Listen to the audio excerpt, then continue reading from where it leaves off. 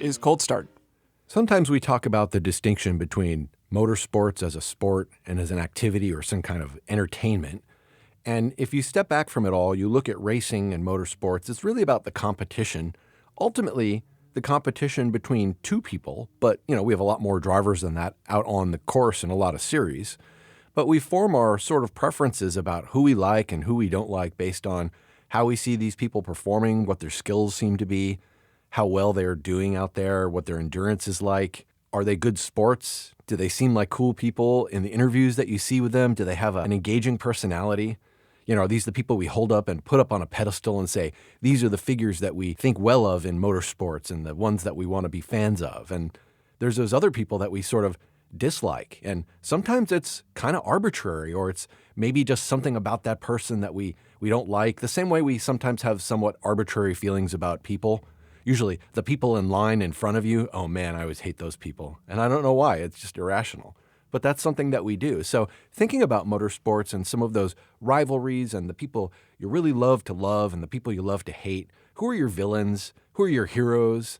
There's some people in this group that might be sort of unlikely or really obvious. So I was just going to ask you about your preferences. I mean, I know some of the people I think I've heard you talk about and wax poetically about. These are people that you hold in really high regard. And then other people in motorsports who it sounds like you're not a fan of at all. And I'd like to understand why and the rationale for those things. Because I think sometimes, they're just our personal preferences. But in other cases, there might be something really substantiating it. Motorsports has sport in the name. And I think that, if you're not a fan of motorsports, if you don't watch a lot of racing, you can sympathize with this of you have your favorite team and you have the rivalry team. You have that team to hate, right?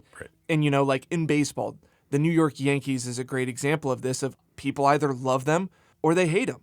And they might love and hate them for the exact same reason, right? That they spent the most amount of money to get the best players. And you either love them of like, well, this is the best team, or you hate them for that simple reason of they just spent the money to get them. Success breeds a lot of that, right? The people who keep winning over and over again lose favor with fans. Just there's something boring about seeing the same person dominate time and time again, and it sort of reduces the amount of competition that we're actually seeing in racing. So it makes it boring. So in this case, I think what you're saying about the Yankees, a lot of people hate the Yankees because they've been so successful. Right. You want to see the Giants fall. Not the Giants, the baseball team, but like the people within the sports that are so successful, like sometimes you want to see them fail. Go Giants. Big Giants fans here in the Bay Area. But yeah, I mean, within motorsports, it's the same thing. People pick their favorite drivers, and in contrast, they love to pick the person that they hate, right? And these polarizing figures within motorsports kind of are important. They're a pivotal piece to the puzzle, and the sanctioning bodies love having polarizing figures in their sport because, just like any sport, it makes people pay attention. If you tune in to basically see, I want to see that guy wreck, or you tune in to say, I want to see that guy win, for either reason, you're tuning in. Yeah, right? Somebody who's outstanding in some way is going to catch your attention, right? This person does it differently. Maybe it's outrageous what they're doing. Maybe it's creative and unusual, but that makes them different than the other people, which immediately puts them potentially at odds with those other motorsports figures, racers, or whomever else is out there. Personally, I tune into racing. Once again, I'm a NASCAR fan, so I tune into NASCAR races just to see good racing. Mm-hmm. And so I wouldn't say that I'm like a very strong lover of certain drivers or haters of drivers for the most part, right? There's a few exceptions there, but there's times where at the end of a race, like I'll find myself just rooting for the guy in second, whoever it is, just because I want to see a good finish, right? So you're like an underdog. I want not the leader who always wins to constantly win again. That's boring to me. I'm going to root for somebody else, even if I'm not necessarily even a fan of them. I'm sort of like a temporal fan. Right now, I want them to win. Right, I just want exciting racing in general. But like through my NASCAR career of being a fan, I can see that I definitely like lean towards maybe one team, right? In NASCAR, there are teams. There are groups of drivers that race for the same team owner. Yeah. And so you can kind of be a team fan within NASCAR racing, which is cool. And I would say like through the years, I had always gravitated towards the Joe Gibbs Racing team. And so that was namely Kyle Busch. I was a big Kyle Busch fan. I mean, especially as a kid, you have the M&M's number 18 car. Like, as a kid, how do you not root for the M&M's car? It's funny. I wasn't a NASCAR fan, right? But I would have lit up on the M&M's car either way. I only know of Joe Gibbs because of the motor oil that he sells, that Driven brand Joe Gibbs Racing motor oil. That's my only exposure before I started watching NASCAR. Yeah, and with that, like, I was a big Denny Hamlin fan who also raced for Joe Gibbs and still does. And then also Matt Kenseth, was a big fan of Matt Kenseth, and Carl Edwards. So all of those guys were kind of the JGR team. And so I was big fans of all of them. And so interestingly, and I didn't really realize that maybe there was like a team conflict between these two teams until I started doing more research, because I was trying to figure out, why do I hate this certain driver so much? And as I looked back, there was a lot of conflict that happened between JGR, Joe Gibbs Racing, and Penske. Interesting. And there was a lot of conflicts between the Penske drivers and some of the Joe Gibbs drivers through the years. And the person that I probably despise the most on the track within NASCAR and root against him more times than I root for him is Joey Logano. I'm not a Joey Logano fan. I despise him. I always wish that he finishes last or wrecks out of the race. No harm to the individual, no harm to the guy, but I love seeing him finish last. And he's Team Penske, right? So now we have reinforced the big figure in racing that is Penske. They're always winning. You always see their name. They're always in the front. And now there's this guy on the team that you don't like. So there's two factors here working for you to dislike this individual. Right, and I was thinking about that too. Penske in general, I don't hate Penske in the scheme of him owning IndyCar teams and the Indy racetrack and NASCAR teams and whatever. Yeah, Roger, if you're listening, no hard feelings, man. We still love you, buddy. Right, but I was like, maybe there is this thing within like the NASCAR space of the NASCAR fandom that there's a lot of guys that don't like the Penske cars for that reason of, they're like the white collar goody two-shoes. He kind of came from a different cut of cloth into fancy. NASCAR. Exactly. And like NASCAR fans love the good old boys, came from nothing. This is why Dale Earnhardt was so successful and people loved him so much, was he was an average dude. Yeah. He was an average guy. Same thing with Richard Petty. Right. He was a normal dude. Like, they weren't these kind of stars that came into the space. No, Richard Petty came up running moonshine down in the deep south right before NASCAR is a story. And so what an American story, what a way to get people behind you, is like you're an outlaw figure. You're somehow outside of the norm, the standard, but you're out there and you're competing and you're winning in an unexpected way. I think that's a recipe for people who become these sort of mythic figures, larger than life figures. Dale Earnhardt is another one of these, right? We'll talk more about him, but somebody whose actions on the racetrack and in their career, their personality, their promotions they did, all sort of belie a certain identity and personality people either are really for or against. They tend to be pretty polarizing. Yeah, and so in contrast of that, of those people that came from kind of grassroots, normal individuals, Joey kind of had a different way into the sport. And he floated a lot on daddy's money to get involved. Now, when he was young, he was winning races. Like, he was a good driver, is a good driver, but his way into the sport was just, it looked a little bit different than some of the other veterans that were in the sport already. Sure. And funny enough, the first Cup team that Joey raced for was Joe Gibbs Racing. Right. He was in the number 20 Home Depot car for a period of time before he went over to Penske. So it isn't like, he's always been a Penske guy, so I always have to hate him. Like, he did start at Joe Gibbs. And I think where my hatred developed for Joey was kind of between the span of 2015 to 2019. He started becoming a very polarizing figure in the sport. He'd been around for a little while at this point in time, right? Like, early in his career when he was with Joe Gibbs, when he was really just starting out, he was maybe the youngest winner, I think, at the time in NASCAR and Cup. Yes. And so think about, we have fond feelings mostly for the young dudes coming up who start to win. You know, think about the Max Verstappens and Kimi Antonellis and people like that you hear talked about a lot. So I could see him going from this position of strength. People are fans and supporters of the new young dude coming up. Then he moves over and maybe call the mid part of his career over into Penske, where he's now got all the resources of this team, this giant corporation behind him, and he was successful there. Yeah, no, really successful. And that was the thing is like in his early career, especially at Penske, he started developing this reputation of racing people really aggressively, right? And once again, being a young person in the sport coming up, you got something to prove. Now, you can make a lot of crossovers with like a Carson Hocevar and stuff like that. Nowadays, right, another young driver that's early in the sport that's trying to make a name for himself and is called of being a very aggressive or having aggressive tendencies behind the wheel. So Logano was kind of the same way. But there was a lot of consistencies. And I mean, usually during the season, he didn't come up in the headlines that much of like big conflicts or anything. Like there was fights that would break out sometimes, people trying to go after Logano for making a move on track. It's NASCAR. Right. But where we see like these big headlines of him kind of being the villain or like on one side of a controversy was whenever the season went to the championship. And NASCAR's changed its style of how it does its championship. Used to be the chase, then it turned into the playoffs. Right. Things got a little bit more aggressive when it went to the playoff format because it was this kind of win and you're in mentality. Yeah, stakes are higher. And so like it kind of promoted this sort of driving style of like win the race. And if you don't win, you're out. But if you do win, you advance to the next round. So it rewards that one-time performance versus being consistent all season long and winning. Like if you can just throw it all down in the championship race, then you got a good shot at winning, even if you weren't good all season long. Right, exactly. And so 2015, this is like the championship battle. I think this is where it really kicked off for me of like, all right, Joey Logano's public enemy number one, especially if you're a JGR fan.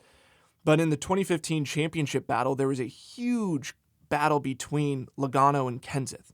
So Kenseth was racing the 20 car for JGR, and within the second round of the playoffs, in the playoff format, there's rounds, and if you can win a race in a round, you automatically go on to the next round. It's like an elimination format. Exactly. Yeah. And if you don't make a certain cut line, you're out. You can get above the cut line based on points, based on your finishing position, but everyone wanted that win because it guaranteed you. And there was a couple wild card races in these playoff formats like Talladega where you're like, I can't guarantee if we're going to win or not. It's a lottery system for those bigger races. And so within the first race, which was at Charlotte, Kenseth wrecked out, by no means by Logano, but Logano ends up winning the race. They move on to Kansas, which is the second race of the second round. Logano already has a win. Kenseth is trying to make it to the next round of the playoffs. Now, there was a handful of laps to go, and Logano ends up wrecking Kenseth. Going into turn one, ends up turning Kenseth, basically taking him out of the championship because of this maneuver. And the reason why this is so important to note is because Logano had already won and locked himself into the next round. Right. Kenseth had wrecked the race before, needed a win to get himself in. Here he gets taken out again. Now in the third and final race of round number 2, Logano ends up winning Kansas, and then also Logano wins Talladega. And Kenseth gets wrecked out of Talladega as well. So within this, Logano sweeps the round. He moves on into the finals, and Kenseth is out of the championship. And he kind of blames Logano of like why he got taken out of the championship. Now we go on to the final round before the big race for the chase, which happens at Martinsville. What you're going to see in this whole Logano situation is Martinsville comes into play almost every single time. For those not familiar, right? Like Martinsville is one of these tracks that if you're not a NASCAR fan, you've never heard of. This is a tiny little town in Virginia, right? In the south of Virginia.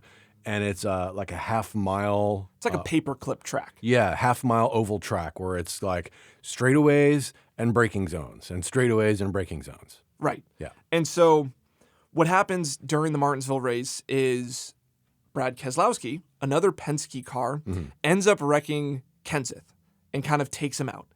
And at this point, Kenseth's car's damaged and this, that, the other, taken out by another Penske car. He's had enough of the Penske cars. He goes into the pits. He has his team fix his car up just enough to get back out on track. And once again, Logano took him out of the championship. And if he doesn't win this race, Logano doesn't win this race, he's out of the championship as well. And so Kenseth goes out, and he waits for Logano, who's leading the race, to lap him. And Kenseth just takes him out into a corner. Fully just eliminates his chances of winning the championship as well. Retribution. Absolutely. NASCAR style. And in this moment, because of what had happened, when Kenseth takes him out, the crowd erupts in just cheers and just, because a lot of people in NASCAR, one, don't like Logano. They didn't like what they did to Kenseth. Everyone loves Matt Kenseth because he's such a likable character. And so this whole thing happens, and like everyone's just Team Kenseth. Now, that's just one picture in this. Now, the other main reason why I don't like Logano was a 2018 championship battle that happened between him and Martin Truex Jr. Okay. So another JGR car. But this whole situation goes back to Martinsville in 2018, which is why I wanted to bring up the story with Kenseth and my own personal kind of connection to Martin Truex Jr. My brother used to work for that team. So he was a part of the shop guys that worked on the Martin Truex cars. They ended up winning the championship in 2017. And so in 2018, Truex is trying to defend his championship. He's looking really strong going into the playoffs. And there was an incident that happened between the two cars where Logano took him out at Martinsville. And it was like the final lap of the race at Martinsville. Truex had raced him clean for 5 laps previous.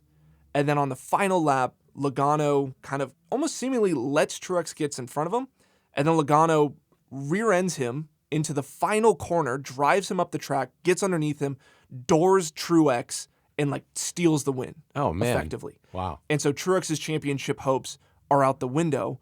And it, one of those things where after the race, Logano was just like, oh, it's just short track racing. Like, that's what happens. It's to be expected that if you're leading the final lap at Martinsville, you're going to get rear bumpered, you're going to get bumped out of the way, chrome horn. Right. And that's what happens. That's just the way that they kind of mete out justice. Exactly. And that's the thing is every time that Logano would ever get into any controversy, he would always just say like, oh, we were racing really hard. And that's just hard racing, and that's just how it goes.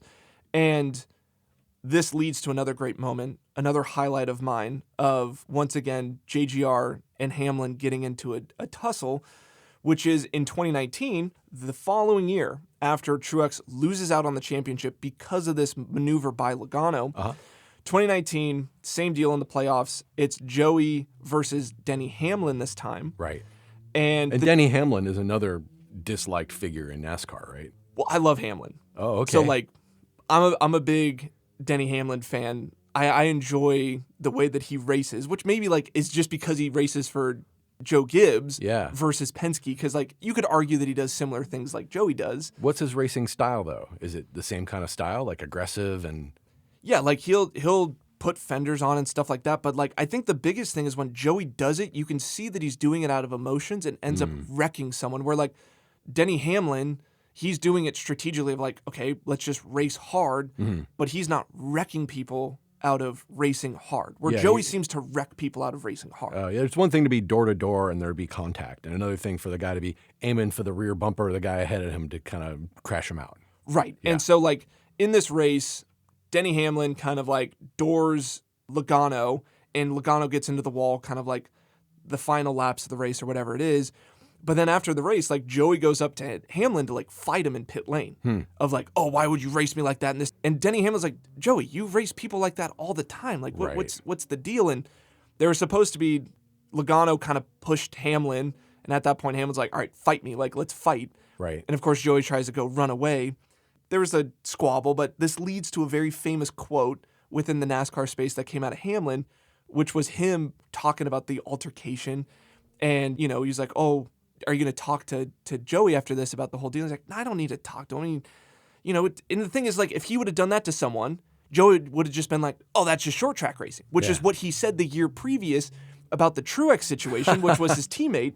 And so it's this whole thing of everyone, like, makes fun of Joey Logano. All the drivers make fun of him. He races people a certain way, but then when anyone races him that way, he gets mad, upset, and wrecks them. Yeah, that sort of attitude always pisses me off, too. It comes off as, like, whiny and not self-aware, right? You're doing this thing that now you're blaming other people. You're just projecting at them. Well, just being a hypocrite of, like, you race people really hard, but if anyone dare forbid they race you the same way, you blow up and you just wreck them. Yeah, so it's interesting. I sit back and sort of analyze this a little bit, thinking about, so is there some factor that's making us have these feelings about these drivers, right? And it sounds like there's affiliations with teams, there's past history. A lot of this comes down to tactics, how aggressive or dirty people seem to be driving, or their application of or lack of application of their talent, because face it, these are all professionals getting paid, decent money to do this at the top levels.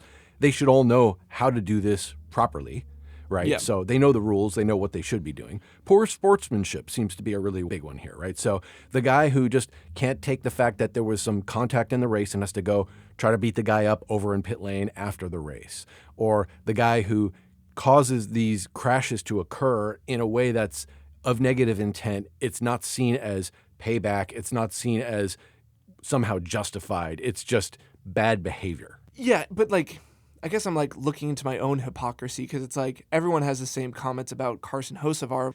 He just makes dumb moves, but I'm kind of it's pretty sick. That's pretty cool. And I think maybe it's a difference because with Logano, it always seems like retaliation, where with Hocevar, he's just being aggressive, right? He's just there to win. Yeah. Where it's Logano, it's he'll wreck people out, whether it's for the win or not, if he feels like he's not being raced the way he wants to be raced, which I'm okay, come on. You're in a race car.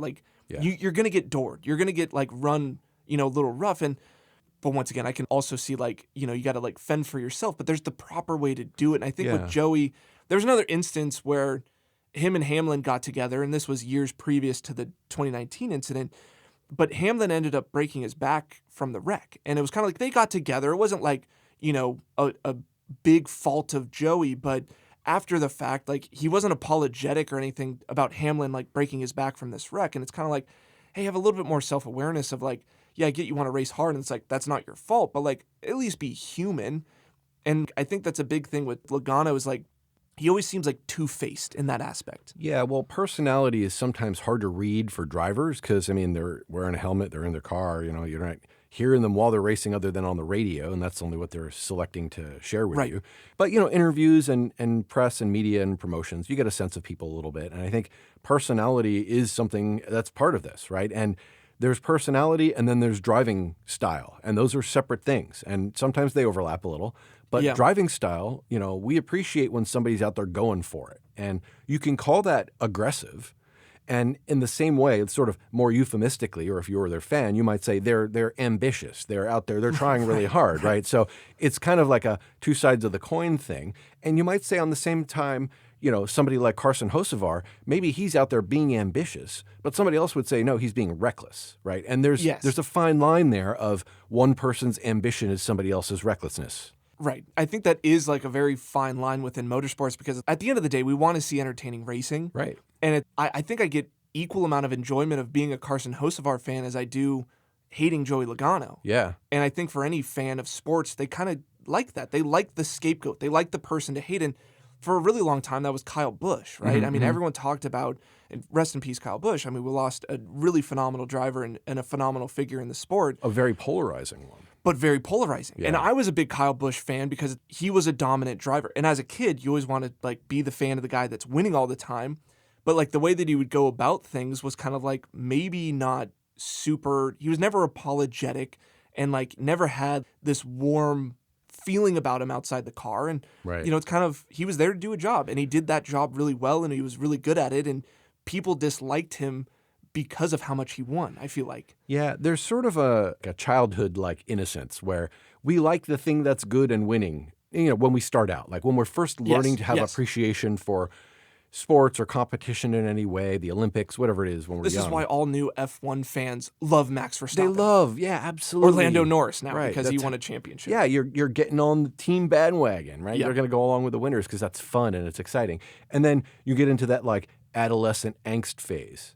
And you're oh, I don't want to like what everybody else likes. I don't want to be too mainstream. I'm going to go this other way. Everybody likes this. I'm going to dislike that. Yep. And that's pervaded out into culture in America today, so that we're not just rah-rah for the winners. We're boo-hiss for the ones who were winners who we don't want to see win anymore. And that's to your Yankees comment earlier. Right. And we've seen that for Lewis Hamilton. We've seen that for plenty of people through different types of motorsport where they've been successful and held up as the villain now because they've been the hero for too long. Yeah, and I find myself, especially with F1, I flip the script all the time because it's oh, he won the championship? All right, I hope he has a terrible season next season, because it's you want to see someone else win. You want to see variety. You want to see action. You want to see big storylines. I'm sure if Kimi ends up winning the Drivers' Championship, I'm going to be all right, I hope he doesn't win next season and like let Right. someone else win and like keep the storyline interesting. Just keep mixing it up for the purposes of this is entertainment and we want to continue to be entertained. And it's not as entertaining to see the same thing happen over and over again. So I think there's part of that is the winner one time is great. Now that they've won a few times, we start getting tired of it and bored, and we just want to see something new for the purposes of entertainment. You know, people when they first get into sports, like you're saying, like you're not going to look back on all of the history of why these things are. Like if you just got into NASCAR, you might not know why there's so many people that hate Joey Logano. Absolutely. And there's all this history that you'd have to go back and look at of like, oh, during his kind of heyday, he was the little shit and everyone hated him and wanted to fight him and he was wrecking a bunch of people. And the Penske boys for a period of time were causing a bunch of incidents on track where everyone wanted to fight them from all the teams. Yeah, it's really interesting, especially when you show up sort of new to something, you know, a new fan of this series or that series, and you kind of jump into the middle of things when they're already underway. And there are lots of feelings that people have about these particular drivers, and you have to form your own opinions when you don't really know all that much, or you don't have that much history. So it's really easy to fall into that trap of everybody else seems to think this about that driver, this team. Maybe I should too. Or conversely, everybody seems to think this about this driver or team. I will think the opposite just to be different. Yeah, I want to stand against the crowd. I want to try to like root for this person that's hated by everyone. And Right. I mean, Jeff Gordon, going back in NASCAR history, he was despised. Like when it was the Dale Sr. Jeff Gordon battle, like those two had a rivalry, right? A lot of people think like, oh yeah, everyone loves Dale Sr. and everyone loves Jeff Gordon. It's like during that period of time, you could not like both of those drivers. That Yeah. was not allowed in the stands of NASCAR. Right. And all of the senior fans, all of the Dale fans hated Jeff Gordon. All the young kids loved Jeff Gordon because one, his car was a rainbow. Like that's just a cool thing as a kid. It was very Right. colorful. The same way you like the M&M's car. Exactly. Like as a child, you look at the liveries and you're like, that one's the coolest. I remember when I was younger too, I loved the number one Pennzoil car because like also as a kid, number one is like an easy thing to root for. Like Sure, yeah. he's number one, like he has the number one car. But anyway, so it's like, it's interesting how these things change where, yeah, we think back to Jeff Gordon of like being a fan favorite, but like that wasn't the case for a long period of time. He was actually one of the most hated drivers in NASCAR. I think it's also a very American thing for there to be the two, and you have to pick one. There's this versus Yes. this. It's us and them. It's good and evil, right? We've heard these speeches before. And I think there is very much the rivalry. If we come back to the form of all of this stuff, motorsports and competition, ultimately, this thrives on competition as sort of a duality. It's Right. head to head. It's team to team. It's city to city. There is a competition between two things. And yeah, there might be 35 guys out on the racetrack, but ultimately it's going to come down to who's first and who's not first. Yeah, and since the whole Dale versus Jeff Gordon, they've been waiting for that rivalry to come back because It's and good for them. There's been a couple feuds that have like existed over a season or maybe two that they've been able to highlight. But I mean, like nowadays, look at the NASCAR field, and you tell me two drivers that hate one another, that duke it out on track every single race weekend. Yeah, there isn't that. It doesn't exist. Yeah, and in a lot of sports, we've had that rivalry, that combination of the pitcher against the batter or whatever it was, right? That combination of people that go up against each other, and that's a formidable competition and one we all want to see. Yeah, I think the only thing nowadays within NASCAR that you could say is relatively comparative to like the Dale versus Gordon situation is Hocevar versus everyone. Like that everyone hates Hocevar, and Hocevar is this kind of like black sheep amongst the field that's stirring up the storyline, which Yeah. once again, within motorsports, you want some story. You want someone to be the bad guy and someone to be the good guy. Right. But if you don't have that like relationship, things aren't as entertaining as sports needs to be. Yeah. So, all right. Well, this is all in the stock car world. This is all in NASCAR. Over in the Formula world, let me introduce somebody to you who I have pretty negative feelings for. So let's go back to 2018. 2018, I'm still sort of a newbie in motorsports, and I'm consuming like every possible race I can watch that's at all related to what I'm doing. And I was doing my Formula 3 club racing at the time. So back when I was watching Formula 2, there was this incident where two teammates smacked into each other during the cool down lap. And I'm like, this is messed up. What the heck's going on? Well, it turns out Earlier in that same race weekend, the same two teammates collided because the one guy was found to have deliberately forced his teammate off the road at turn 4 at this racetrack going for a pass. The kind of thing that you see happening on occasion. Well, the two people involved here were named Arjun Maini and Santino Ferrucci. Now, for those of you I paying know attention, that name. for those of you paying attention to IndyCar these days, you might be familiar with that name, Santino Ferrucci. Santino was suspended from Formula 2 because of his conduct on track. He failed to attend the hearings where they were going to discuss his conduct on track, wound up getting fined 60,000 euros as a result. And then that same weekend, because of further transgressions against his teammate, was fined again another 60,000 euros. In another incident, he was driving his car from the paddock to pit lane where he was holding his phone and texting, wearing one glove in the car, driving out on the racetrack where there's, live traffic going on. This was in Formula 2? This is in Formula 2. The stewards weren't too fond of that. And you could imagine it's not thought really well of to have your phone in the car at the top levels of motorsport. That's as much hilarious. as it's to have your phone in your car as it is out on the roads, right? So, okay, these things seem kind of strange and maybe a little unusual. Maybe this is not a pattern. These are like one-off things. Young people coming up. Well, no, this continues to happen. These little petty incidents that result in Santino being suspended for 4 races during his Formula 2 career. Then he got fired by his team, Trident Racing, and kind of went quiet for a little while around the time when these reports of him making racist comments about his Indian national teammate when he was in Formula 2. Oh, jeez. So then the next incident comes out where at the British Formula 2 Grand Prix, he attempted to run a livery that had not been approved on his vehicle in the race. So, before you go out and race, every car has a design on it and they get approved by the stewards, right? Or not. There's certain technical requirements, like they have to have certain badges or branding or names of things on their car. Well, I'm sure, too, nowadays, it's like there's certain companies you're not allowed to run. Right. Like tobacco isn't allowed in Formula 1 anymore and stuff like that. Correct. And in the FIA managed series, that includes F1, F2, and so forth, right, political advertising is not allowed at all. Well, it turns out the livery that Santino was choosing to run on his car was the MAGA livery. And his car was going to be wrapped in this Make America Great Again livery. For a European series. Running in the British Grand Prix. Seems like not hitting your target market. Yeah, so think what you want to think, whether you agree with this or not. It seemed like he was just trying to be controversial just to be controversial. And being insulting to your race hosts. I mean, okay, there was history between the UK and the US 250 years ago. Yeah. But here we are today, and you're a guest, and you're racing in this league that is European-based. And you're going to go over there and show up with this thing that's effectively offensive to most Europeans. And he's American. And he's right? American. Okay. Yeah.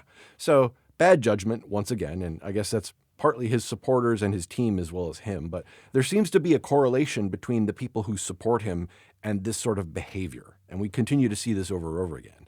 Yeah. In 2024, now Santino has since gone away for a while, come back, and now is in Indycar. Okay. In a race in Indycar, had an incident on track with Kyle Kirkwood, who's been very successful. After the race, Santino decides to go over to Kyle Kirkwood's pit box, find the guy, shoves him hard, shoves him off balance, and then comes back and makes a comment about his little boyfriend, like a slur about Kyle Kirkwood having a boyfriend, like a homophobic comment, effectively. It just seems like he's just like a bratty little kid. He's exactly a bratty little kid. Which makes him a perfect target to just despise and just not be a fan of. Or to be a fan of because you're like, oh, this guy is just off his rocker if you're into that sort of controversial entertainment. Right. But it seems like a very easy way to gain a lot of haters. And this is a person who's racing in the top levels of Formula racing in IndyCar here in the U.S. and has a team supporting him in the A.J. Foyt team. Yeah. And he's out there, and let's just be honest, his racing is pretty decent. He can be a little aggressive and make weird moves. But by and large, he's shown up pretty well, I'd say, in the top to middle part of the pack in IndyCar. Maybe not making the biggest splash, but, being plausible and kind of moving up the ranks. But all this behavior stuff really gets in my head, and I see this as somebody who will go after another racer after the race in their pit box. Let me share with you a quote. So James Hinchcliffe, of course, former IndyCar racer who was very successful over a long period of time, now doing broadcast for IndyCar and F1, was quoted as saying, at this race, someone needs to go to Santino's pit box and tell him that he is a complete psychopath and someone should talk to him. And I don't know if you've ever heard Hinchcliffe, but he's like the most mild-mannered, most Canadian person like I've ever met. Yeah. So for him to come out here and call the guy on the broadcast a psychopath, those are some strong words and strong feelings. And you know what? I totally agree. My opinion of this guy is very negative because of his behavior, because of his actions. Even some of his racing, I think, is not super clean. As much as he can be aggressive in the good way, I think he can be very aggressive in the bad way. So ultimately, it comes down to my personal opinion. I don't like the guy. I think he's a piece of crap. He can drive a car, but you know what? 31 other guys out there, they can also drive a car, and they don't seem to be rancid assholes like this guy seems to come up every single time. There's a word that describes for me Santino Ferrucci. It's a very special word that I learned long ago. It's a German word. It's called Backpfeifengesicht. And if you take apart the word in German, it means a face in need of a fist. And to me, the best example of that in motorsports today, the face most in need of a fist is Santino Ferrucci. Yeah, no, and I think I have that same sort of feeling towards Joey Logano of one of those things where it's like, yeah, this kind of entitled kid ruffling feathers that he doesn't need to be doing. It's like someone just needs to punch him. Like, Yeah. It's like we all know that person in our life. Man, they just need a good ass beating, and I think they'll get straightened out a little bit here. But it kind of brings up this interesting discussion with athletes in general, right? Like not just motorsports, but like any sport. Is that athletes' attitude and actions off the court, off the track, away from the field, does that like affect, and I think it does, right? But does that affect your opinion? Or like if they're good on the court or performing, it's kind of like, well, I'm just rooting for them to do what they do as an athlete. Them as a person, not as important. Yeah, there's this idea of separating the art from the artist. Right. And I think that happens here too, where there's increasingly, especially today, social media, more press coverage. Right. We get a lot more sense of the person, not necessarily the athlete or the sports figure up on the TV or at the race. So we're more aware of personal failings, foibles, human traits of individuals who we hold in high regard, who get held up as heroes. And so I think there's increasing likelihood that because of people's personality, the things that they say in social media, the promotions that they do, the advertisements that they appear in, we're more likely to come up with an opinion about people because of those things, because those are things that we all share and have in our normal day-to-day lives. Right. Most of us don't have an opportunity to stand up on a podium and aren't competing at high speed in a racetrack on a day-to-day basis. So that's what these guys are doing in their career. But on a day-to-day basis, we're all sort of evaluating each other based on the things we say and do and what we can kind of read into each other's intent. So I think there is an increase in our tendency to think something about an athlete because of what we have heard about them outside of the athletic realm. I think I agree with you 100% because it's like they're under the microscope. All athletes are under the microscope more now than ever because of social media and all this stuff. And they're promoted to do that. Like they're Right. supposed to be active and social and demonstrating themselves and showing off. And like, if we think back in the days of like the early 2000s or whatever, it's like you only ever saw the athletes at the stadium. Right. And then it's like what they did in their personal life, you didn't really know about unless like all of a sudden they pop up in the news of like, all right, they got a DUI or something crazy happened. There's 50 years of history of American movies about those figures back in time that we didn't really know about. So we're telling the dramatic story of their life because it wasn't told at the time, right? Babe Ruth and Mickey Mantle and all these people, baseball Right. players. Okay, that's what I watched a lot growing up. But those stories wound up being told through movies later because people didn't live their stories when they were alive. They weren't being shared in the same way that we know the personal doings of people who are sports figures because that all gets overshared through media. Right. Like they had their athletic life and then their personal life. And Right.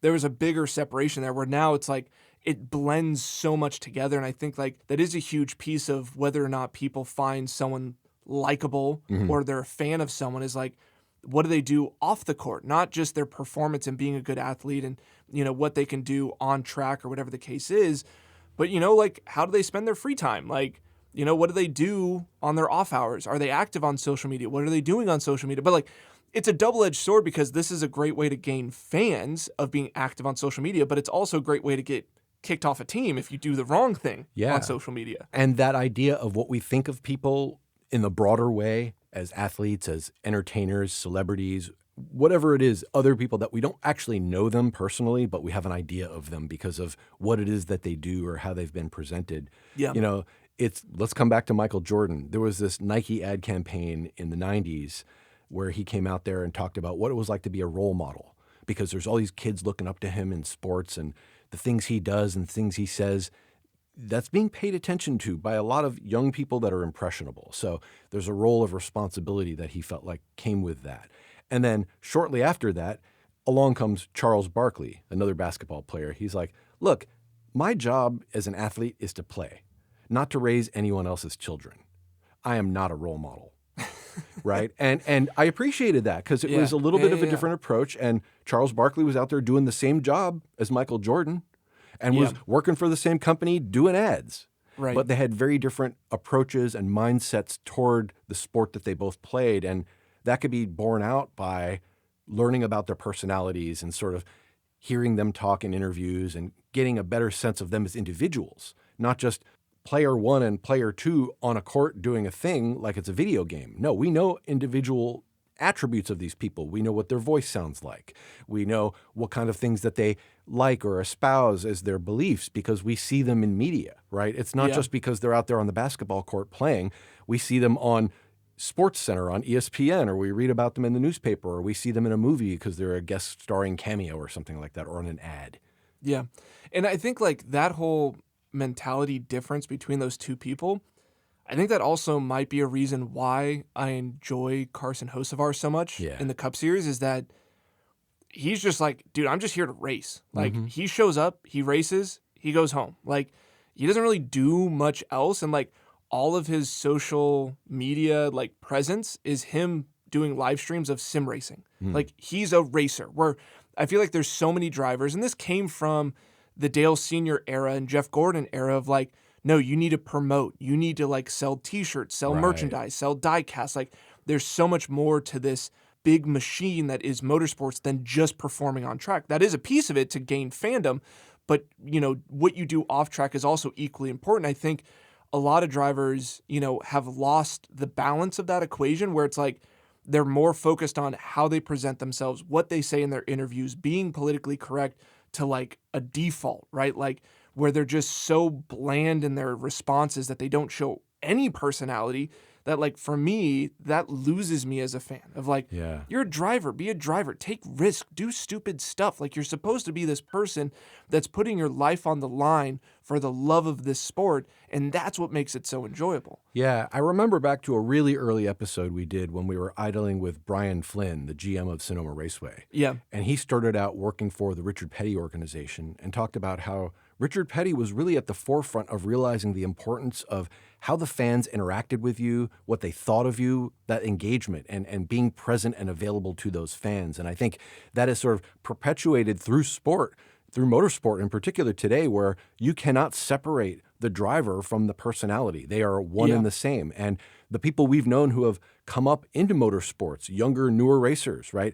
They have to have a presence in social media. They have to cultivate that. They have to spend time developing skills for how to get interviewed and how to speak well on camera and how to do social media, because that's now considered an inherent component of who you are as the athlete, the motorsports person, the racer. You're a whole human being that has all this other stuff to say as well. And now people not just want to hear that, they require that.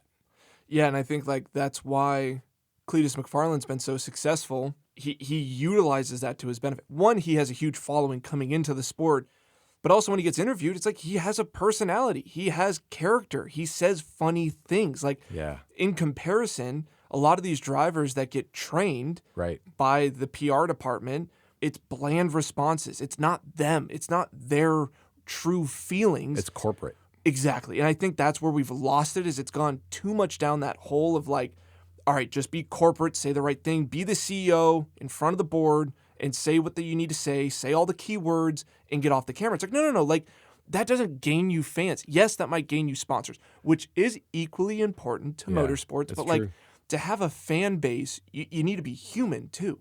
Yeah, I think this is part of a development over time that we've seen in, again, how people relate to the media and what we think of our athletes. If we have law in the U.S. that says corporations are people, the people seem to be acting a lot more and more like corporations.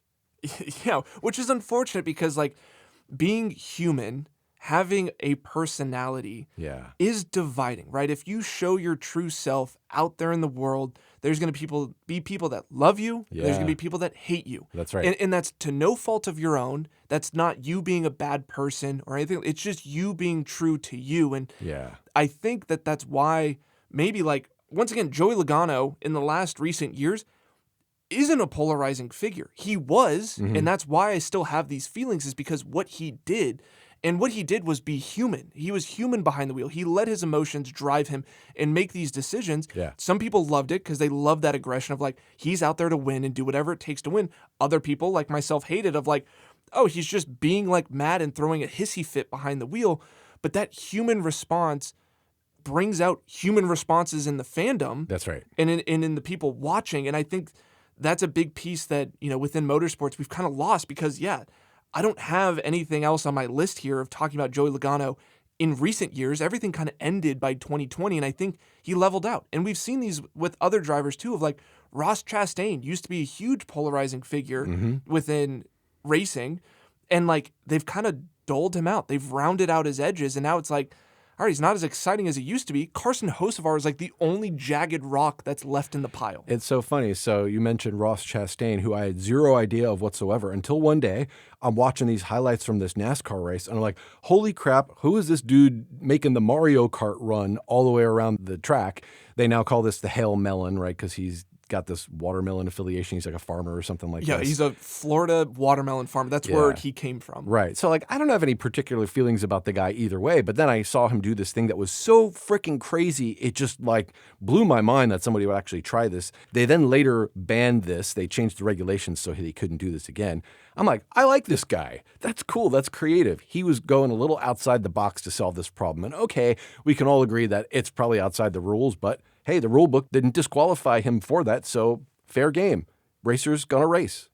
And the funny thing is, like, where the Hail Melon happened, full circle here of back to the Joey Logano story. Martinsville? Martinsville. Oh, it happened my at Martinsville. So Martinsville is a great track. If you're looking for a track to put on your calendar or a NASCAR race to put on your calendar of like, oh, I've never seen NASCAR. Where should I go? Where's some excitement? Martinsville should be up there because it seems like everything happens at Martinsville. Maybe we need to rechristen this episode a little bit. It's like, if you want to make a villain or a hero in NASCAR, all roads go through Martinsville. It seems like the place to make it happen. Well, this has been a fun conversation. I know that like some of it is like the negatives, but like every once in a while you need to rant. Like, yeah, we all need an outlet, especially in sports. Sports are so emotional, and there's the high of highs and the low of lows, and we all need that outlet of hatred. And it goes out in a way that's like, it's not evil, right? We don't wish ill upon these people that are playing this sport, but it's a part of it. It's a part of the enjoyment of watching sports. And it's pretty cool being around this stuff, being at the racetrack, actually knowing people who are in this business, in this industry, that they do this for a job. And it gives us even another perspective on how we feel about the people out there.